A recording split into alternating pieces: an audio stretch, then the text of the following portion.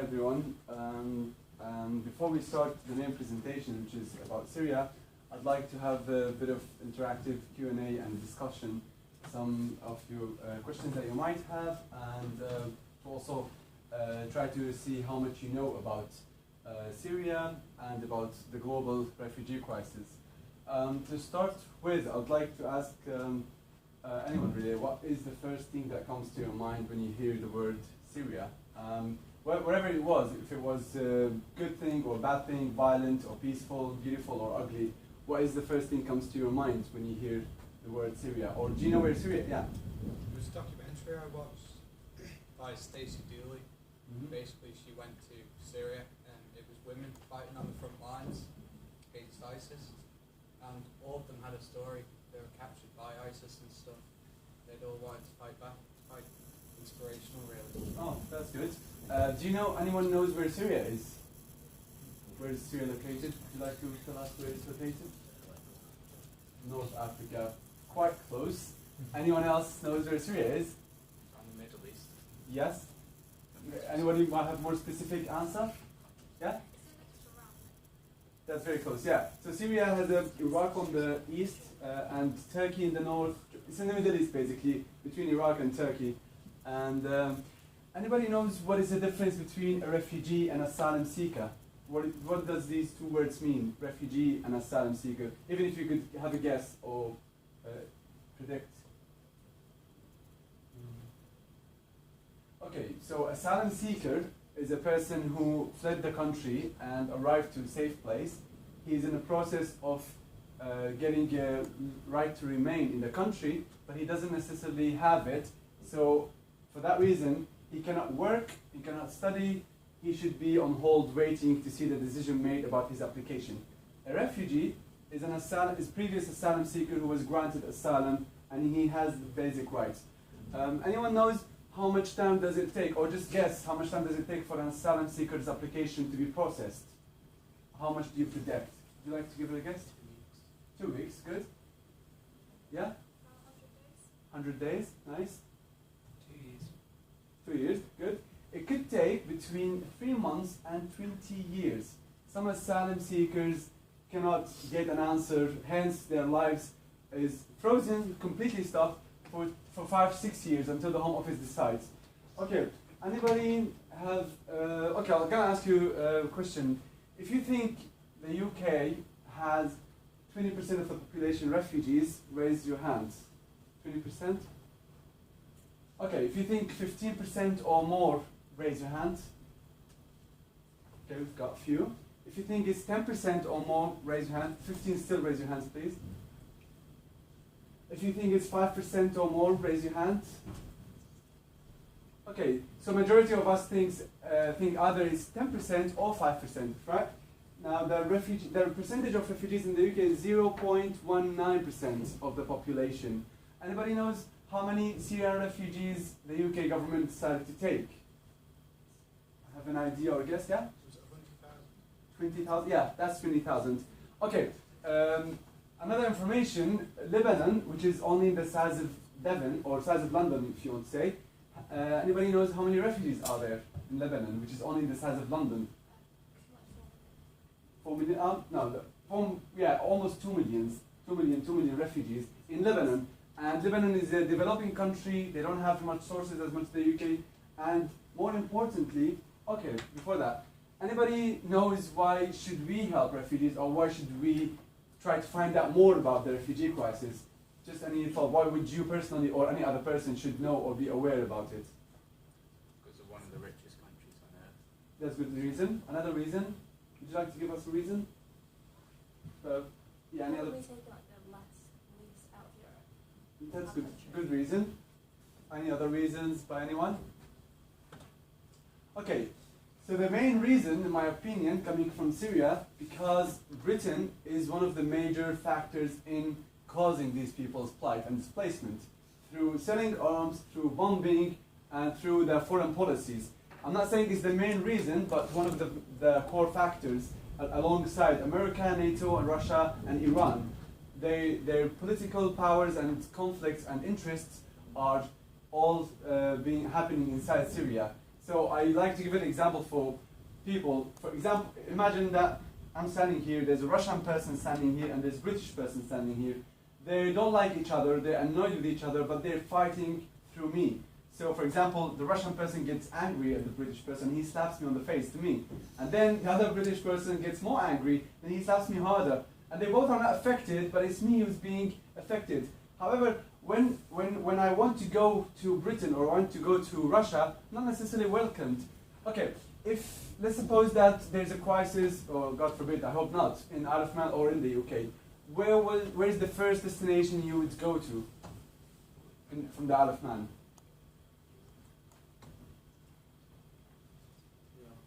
Where? If it happened on the Isle of Man. Yeah, if there is a natural disaster, not necessarily a war. Let's suppose, yeah, to the UK. Yeah. Other places you might go to? It's like France or Germany. Or Ireland, Even America. Northern Ireland. Yeah, okay, so there's a lot of cases. Imagine all the countries that we mentioned now, UK, Germany, Ireland, are packed, very full with refugees. And then you decided to travel to Syria. Let's suppose that Syria is a safe country, provide people with everything, all the sort of resources. And then you come to Syria, I'm a Syrian person, and now you're coming. Just because you look foreigner to me, and you sound foreigner to me, I don't like you. That's basically it. I didn't see any bad behavior of you, you didn't harm me, and my country is bombing yours, but just because you look different to me, I don't like you and I don't want to hear your story. I'm not even interested in helping you. Go back to your country, you're not welcomed here. That's what a lot of refugees go through, unfortunately, because people are scared of what they don't know. And they don't really know that their government is taking part of displacing these people. So, applying the example to Syria, Lebanon has almost 2 million refugees, between 1.5 million and 2 million refugees. Turkey has between 2.5 million refugees and 3 million refugees. Jordan have almost 1 million refugees. In Iraq also has refugees, and there's already crisis. So all the countries surrounding are packed with refugees. There's 8 million internally displaced people. So the amount of number affected by the crisis, anybody can have a guess how many people are affected by the Syrian plight directly? Just to guess how many people had to leave or were forced? 20 million. That's almost the population of Syria. 24 million people are the population of Syria, and 12 million of them are affected by the crisis, whether directly or indirectly. 8 million of them are internally displaced people, and 4 million of them are in the neighboring countries. Now, when somebody comes and says, well, refugees are coming to our country, well, you can basically just stop them. So wait a minute, there's 12 million people, there's 12 million refugees from Syria only, and they're not coming. If they're coming, you'd see 12 million people shifting to UK or to Europe. But they're all staying inside their country and in the neighboring countries on a hope to return, because there's no place like home, and it's all for everyone, for all nationalities. And only around 1 million or 1.5 million made it to Europe and the UK. And the ones who made it are the privileged ones, because to reach Europe, it would cost between £2,000 and £8,000 per person to reach to Europe. It's not easy, only the privileged ones who haven't lost. So, another question. Anybody can guess how did I come to the UK? Yeah? I think you flew here. Oh, that's good. Nobody could guess it from the first time. Many people tell me you came in a boat or in a lorry or so. Yeah, I applied for a visa to study in the UK, and I showed them that I'm a student and I'm interested in studying here. I want to go back to my country after finishing. I was genuine that I didn't really want to stay. They gave me the visa. They first refused my visa and they said, we don't believe you're a genuine student. Then I appealed. So I got the visa, and after graduating, I couldn't go back anymore. It was not something I've chosen, so I had to seek asylum. And when I sought asylum, I told the officer that I don't want to apply for housing benefits or job seeking allowance. I'm doing fine. I can manage my day-to-day expenses. I just cannot go back to my country. So I was granted asylum, and now I registered the charity from Syria. Anybody have an idea about what did refugee bring to this country? Anybody heard of a refugee? Like, do you know about refugee figure? A person who's a refugee and is brought something to this country, whether it's positive or negative or anything really. Famous person in the past. Famous person or person who added to the country's. Okay, so Apple co-founder Steve Jobs comes from, he's the son of a Syrian migrant from Syria, and he's the co-founder of Apple mobile phones that we all use now, for a start. Secondly, fish and chips, the traditional UK dish, is brought by a refugee, and the Mini Cooper is made by a Turkish refugee. What else? We have Marks and Spencer, done by Jewish refugees. There's a lot of things, contributions. There's a singer, I can't remember her name, but she's very famous. She is a refugee herself. She's very famous in the UK. But if you can look these things up, you'll be able to find their names and their contributions. Yeah. Can I just give you a rest because I know you've got a really big talk in a minute to start, and I know what you haven't covered so far. But can I just ask a couple of things, give you a break for a second, because this is extra to, in addition to the traditional, the full presentation. But you heard a minute ago when Barra was talking about where the huge main proportion of refugees have fled to from Syria, and the big proportion within Syria themselves not actually leaving the country, they're actually displaced within the country. But have you heard in the last few months and maybe a year or so the comment quite regularly expressed in our part of the world about why can't they just stay in their part of the world? I see a few heads nodding, or why can't they just go to the country next to them? You've heard that comment before, which again we're going to talk around the issues about why people have this perception, but it's absolutely true. That's where they are. That's where the majority are, as we've just been discovering. But can you put your hand up if you remember in the last 4 or 5 months or so the comments or the suggestions that the Isle of Man could welcome a few refugees? I can see a lot of heads nodding. Do you remember how many we were offering to come here? Anybody? Like 5. It was actually 5 it was 25 initially. It was 5 families over a period of 5 years. Now, that is not, it's a completely separate issue because we need to make clear what this was all about. What happened was, we have just learned about all these refugees in places like the Lebanon and Iraq and Jordan. They've been living there for 3, 4, 5 years even. And again, they were the better off ones as well that escaped the country and got to these refugee camps. Remember, they're in countries that have got their own problems and have got their own issues to deal with as well. And what happened was, and this is unique in history really, probably going back as far as the Second World War anyway, it's the UNHCR, the United Nations Council for Refugees, identified that 10% had to be moved out of those camps because their lives were deteriorating so badly. And these were people who were living a reasonable, relative, middle-class, well-off standard of living life back in the original time in Syria. They had to be moved out. They were either dying, they were at the end of their tether with the whole existence they had to endure, and 10% had to be moved out. Remember, this is nothing to do with the refugees, this is something slightly separate I'm talking about. 32 countries responded to that in the world, 32 of the wealthiest countries, and said, yes, we've got to get that 10% out. I can't remember the figure exactly, but it's 10% of the total number of refugees.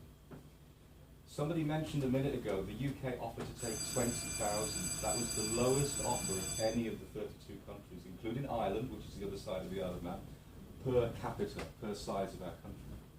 For 2 years or more, this has been running. This is called the Resettlement Programme, the Syrian Vulnerable Persons Resettlement Programme. Over the last couple of years, it really hit the Isle of Man when the picture of the boy, Alan Kurdi, on the beach in Turkey was drowned, and everybody, almost everybody responded to that, quite naturally because it was a media focus around it. And there was fantastic stuff done on the Isle of Man. There are groups and organisations, individuals here that for the last year and a half more have been doing fantastic fundraising and resources, etc. There's a lot of people on the Isle of Man who've been to the camps in Greece, Calais, or whatever else, other places, not quite connected with the Syria thing, but there's people who've worked there as well. The government gave a lot of money over a period of years, £500,000 I think to the refugee camps. But a few people felt, and one person in particular, over a year ago, felt, why are we not doing this resettlement thing? So they worked out that if the UK's taking 20,000, we could offer to take 25. because this was an emergency, not the refugee thing that's being dealt with by big NGOs and charities and other things. It was to take these people out. And that was the idea, because they are resettled in Northern Ireland, Cumbria, Scotland, North Wales, just really close to here. Belfast, Carlisle, Liverpool. Liverpool's got over 150, there's 450 in the Belfast and Derry area, and so on. So we thought, could we do it? Could we do it? We're not a poor island, really. Could we actually take part? Can anybody remember the reason why it was decided recently that we don't do it? We don't actually offer the UK government. They ended up with one main reason, that we couldn't really take part in it. Anybody remember it? Well, the government felt, after a lot of advice, they realised that it was possible in many respects, but we don't have the specialist trauma facilities here and support services for these 25 people to come here. That was the final official reason why. So we have to accept that. We have to accept that decision is being made. It's a shame, but I've travelled quite a bit recently to these other countries, England, Scotland, Wales, and it's quite visible that this is happening. But that was a separate issue to this. But I know that's why the issue's been in the news a lot in the Isle of Man recently. But remember, what we're going to talk about now. The more to come in now. I'll go and have a look. Yeah. What we're going to talk about now is the refugee camp situation, which, once the government made that decision, they discovered that out of our overseas aid budget, there was up to £1 million that had never been spent last year and for the coming year, which had already been decided. So they decided that although they couldn't accept 25 Syrian refugees to come from the worst affected area to come here, they were going to donate that money to a large organisation that works in the refugee camps. So that's what's been happening recently on the Isle of Man, which is different from most places that Barra goes to. Because as I was saying, I've travelled to these areas quite a bit, and I often see huge signs saying refugees welcome outside churches, outside main institutions and buildings, and the communities are helping these people resettle. You one day in the future might come across this in, it's not that far away, these neighbouring countries where this is happening. So it is something that people are aware of. And in only one or two papers do try and make it look like it's not working. If you look at the rest of the media and the actual information about what's happening, they are on the whole very successful at resettling these people who've settled in to the new communities. So that, as I said, the issues to do with refugees recently and why we were initially contacted over this was because we were dealing with that campaign.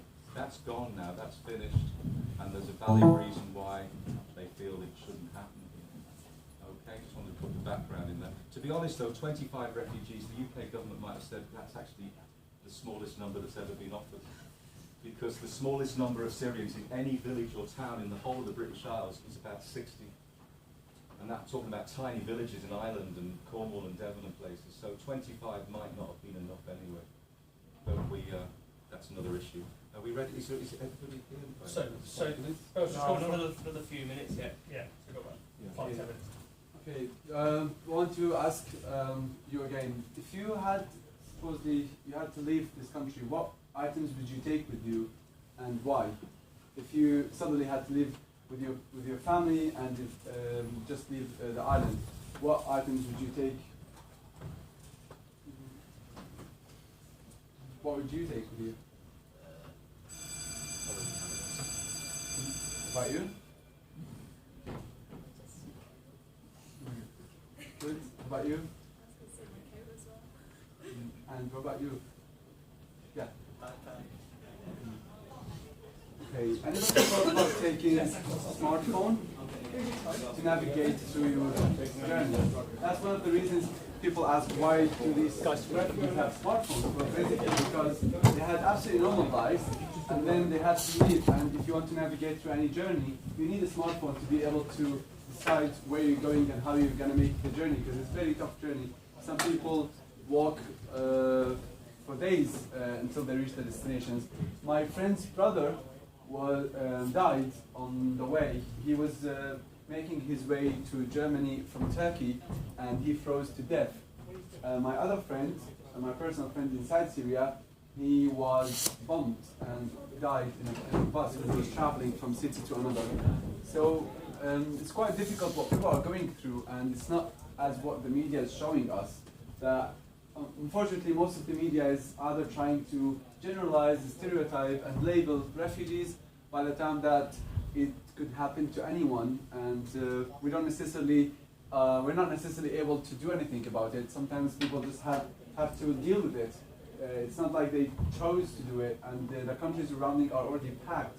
So when few of these people coming to Europe or to other countries, that probably makes more sense for them to do it, because they're not welcomed anywhere, and there's less Syrians here, so they have hope that they might be more welcomed. Are we ready, I think? Well, we've got a number of people outside, so if you want to, is that okay? Have the whole 5, and we'll just wait for everyone to come in. Yeah. All right, guys, do you want to just filter in? Could you filter in on the front as well? Because Barry's obviously halfway up there.